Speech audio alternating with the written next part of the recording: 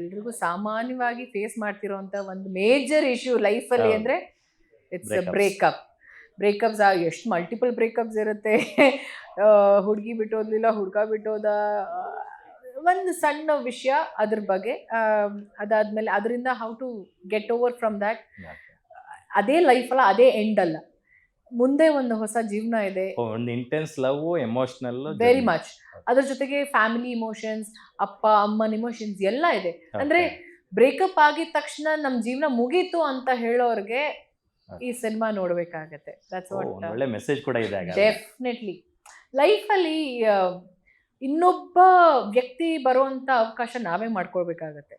ಒಬ್ರು ಹೋದ್ರು ಅಂದ್ಬಿಟ್ಟು this is end, I am done, ನಾವೇ ಹೋಗ್ಬಿಟ್ರೆ ಹೆಂಗೆ? ಹಾ, ಹಾಗಲ್ಲ. ಬಿಕಾಸ್ ನಾನು ತುಂಬಾ ಸ್ಯೂಸೈಡ್ ಕೇಸಸ್ನ ನಾನು ನೋಡ್ತಿರ್ತೀನಲ್ಲ.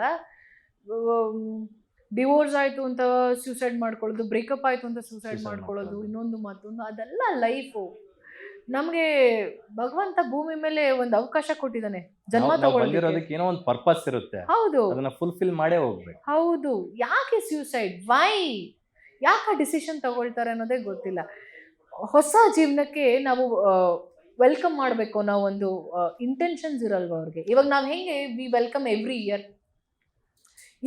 ಈ ವರ್ಷ ನಾವು ಏನೋ ಹೊಸದಾಗಿ ಮಾಡಬೇಕು, ಈ ವರ್ಷ ನಾನು ಒಂದಷ್ಟು ರೆಸಲ್ಯೂಷನ್ಸ್ ಇರುತ್ತೆ, ಈ ವರ್ಷ ನಾನು ಜಿಮ್ಗೆ ಹೋಗ್ಬೇಕು, ಈ ವರ್ಷ ನಾನು ಇದನ್ನ ಮಾಡಬೇಕು, ಬೆಟರ್ಮೆಂಟ್ ನೀಟಾಗಿ ಒಂದು ನೋಟ್ಬುಕ್ ಅಲ್ಲಿ ನಾವು ನೋಟ್ ಮಾಡ್ತೀವಿ ತಾನೆ, ಪಾಯಿಂಟ್ ಟು ಪಾಯಿಂಟ್ ಅಲ್ವಾ.